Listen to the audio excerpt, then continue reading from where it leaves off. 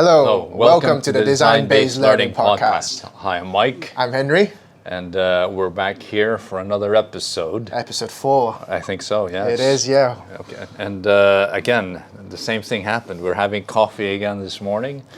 And what were we thinking about? We're thinking, well, sometimes we do need to learn from failure. Yes, crucial thing in life. Yes, and we were thinking, well, how is that going to work in an educational setting, learning from failure? And I remember a story, actually, through going to school and do workshops with kids. And one thing that really resonates with me, and it sparks me, it gives me like goosebumps, actually, when students design their idea, when they create a prototype. The team designed a basketball game to raise awareness of endangered species. So it's an educational game. It's an educational games for kids to learn better on education on endangered species. And then when I forced the kids, all right, you have 5 minutes to build a prototype. There's not much time, but try to visualize your idea. All right, I know 5 minutes is not enough, but I was like, give it a go. And then they built a prototype in 5 minutes. And then afterwards, I came back to the same group, and I was like, hey guys, what do you think of your prototype? And she was like, Henry, we failed very badly. Okay. The idea was so perfect in my head beforehand, but unless I start building it, I started to realize there's a problem. Because I use ping pong balls to shoot the basket, but when it bounces off the wall, it's so hard to go into the loop, to the hoop. So what I'm gonna do, and then I'd ask her again, how could you do better? And she was like, maybe I can use a paper ball or something softer so it can bounce off the wall less bouncy, so it can go into the basket. And to me, again, I asked her one more question. What did you learn from the experience? And she said, it all works out perfectly in my head, but unless I try it, I don't know I failed. And then I asked her a question, how would you do better next time? And she was like, this is actually a way for me to learn better because I know where I went wrong and I know how I can improve. And I think that really sparks me because it's not about the basketball, whether it's good or not, but the mindset is integrated with her life and how she treats things in the future. So you're saying this idea of learning is a mindset. It's more of a growth mindset rather than anything. It is a growth mindset, yeah. Yeah, because for any day-to-day, I mean, not just in school, right, but in any day-to-day challenges, you need to have this growth mindset. Why do we need this growth mindset, Mike? I mean, I think about it, in sports, for example. The first time somebody needs to learn to play tennis, for example. Well, I am 100% sure many times when the kid picks up the racket and they try to hit the ball, they'd miss or they'd hit it in the wrong place or the ball would go all over the place.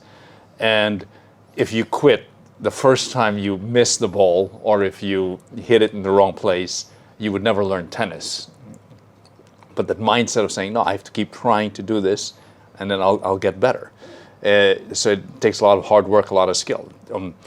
Same with many other sports. For example, let's take football. So, My favorite game, actually. Yeah, well, everyone's favorite game is the juego bonito. But your football is different to my football. No, it's okay. Same.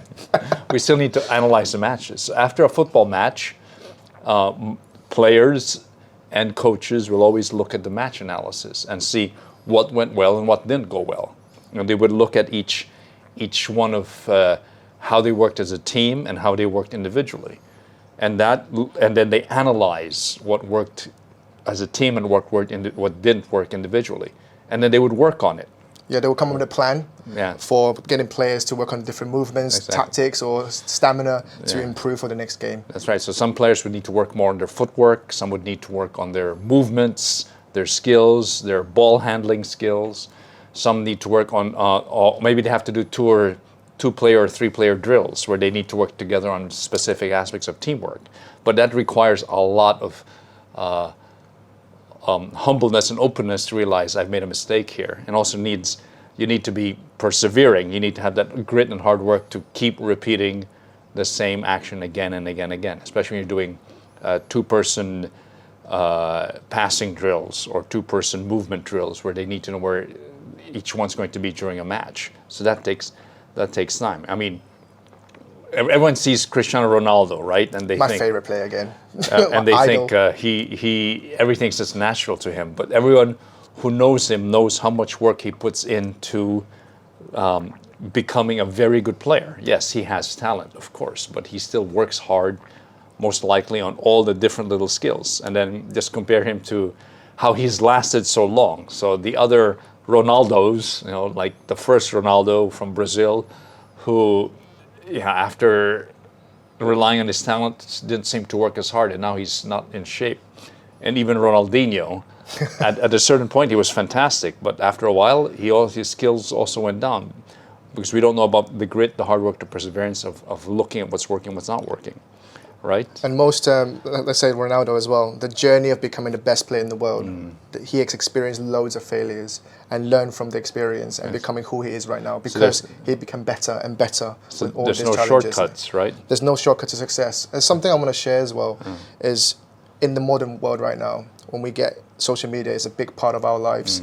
And when kids are getting onto social media, they can see all the shortcuts to success, what happiness look like, what the success look like. If you look at Ronaldo, 6-pack, scoring a goal in the World Cup final, going on yachts, these are shortcuts to success to kids. They don't know the hard work behind what he did to become to this stage.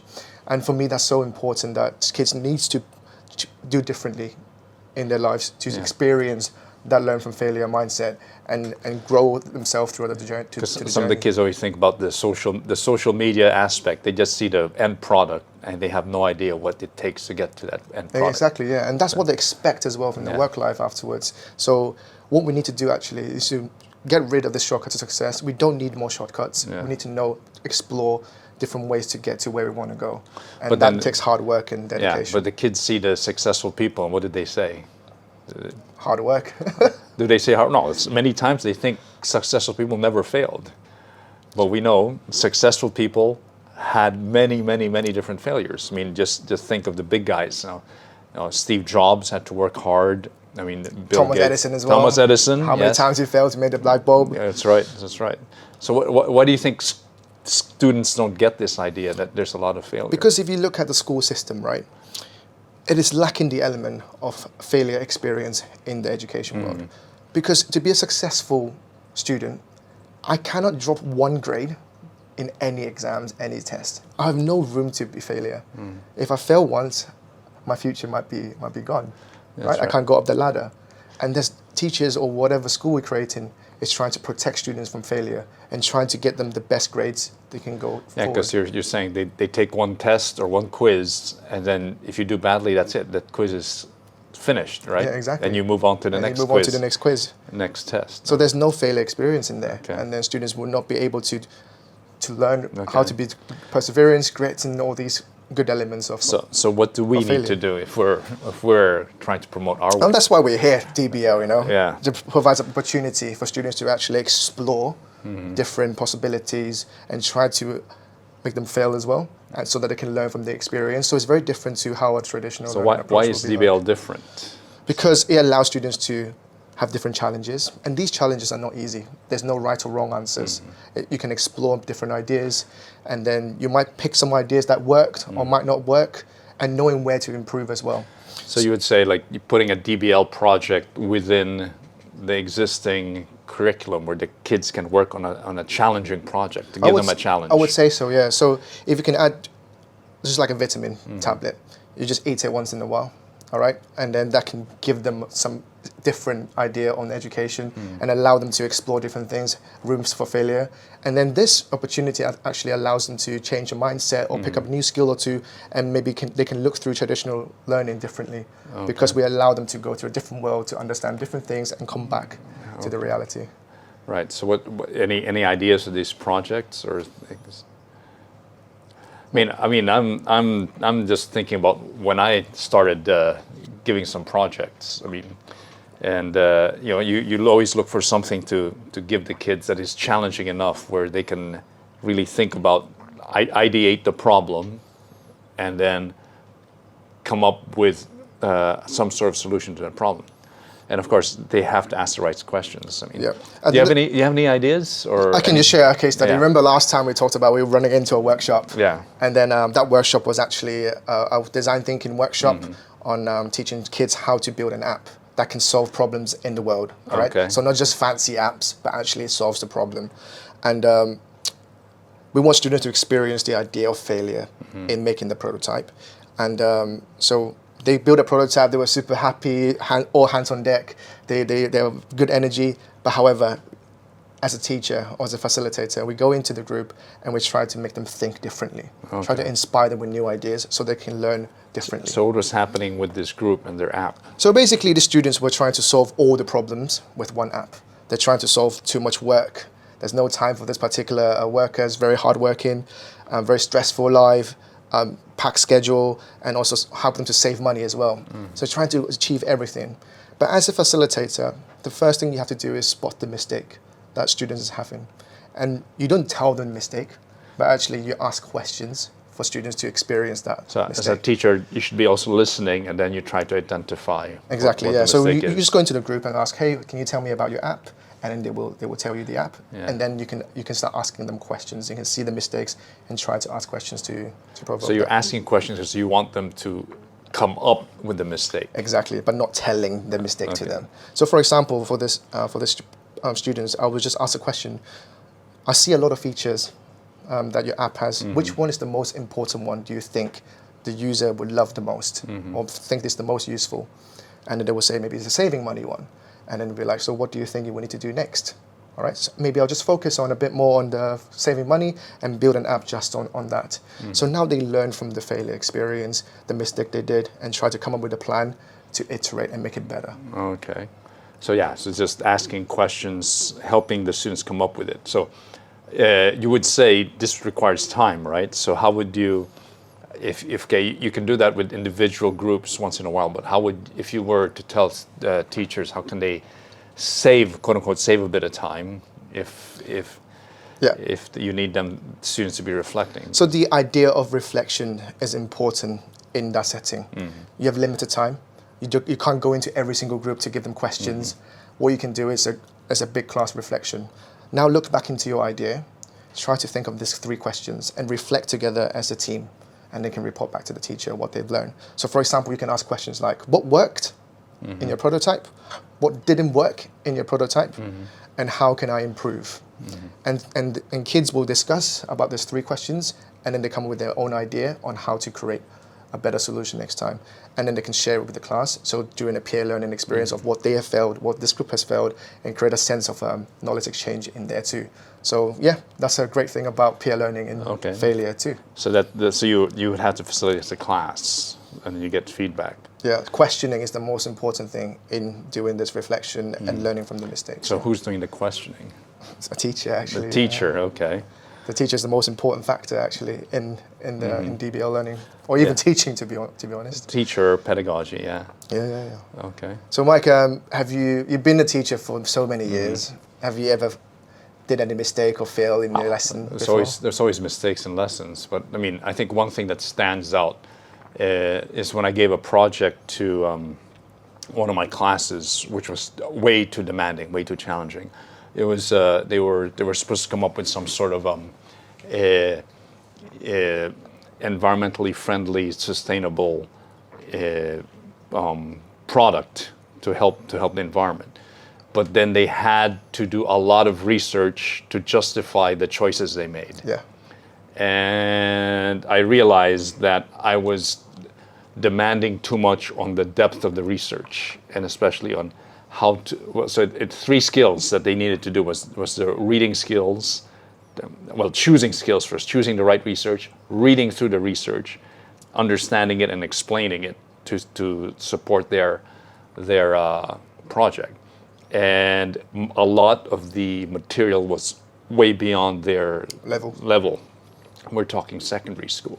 So I realized quite quickly that, okay, I should have filtered all the articles and rewritten them for kids. I mean, I was thinking of the exploratory search, using search engine skills. What I forgot was I also have to help them with the depth of the research, so that many of the research items were way beyond the reach for your typical Form 4, Form 5 student. And so I had to step back and say, okay, let's redo this. So sometimes also, as a teacher, we need to learn how to reflect and fail and try again and do it quickly. I mean, And the same thing we have to do with kids. So when you fail or you realize you made a mistake, move quickly to rectify it. And learn quickly. So when you realize you're failing, when you realize that the action's not working, then you readjust and you try to do. How did you realize you failed in your project? What did you do? Well, very simply is when I started looking at the first stage of justifications for the project, the reasons given were shallow or the data they were giving was not accurate. And I realized, well, they did not understand the source material that they were reading. So it's just one of those things where it's a good thing I built into the project the first stage, which is okay, justify your goal using the research you found. And that's when I realized that they found good stuff, but they didn't understand what stuff they were reading.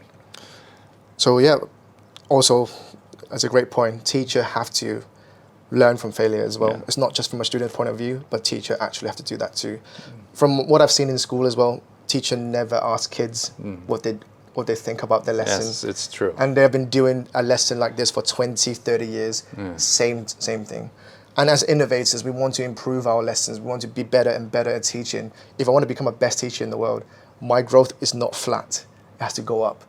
And how do you go up? You learn from your failure. Correct. So what you can do is to ask students what you like about my lesson, what you don't like about my lesson, and how could Mr. Henry improve in my next time.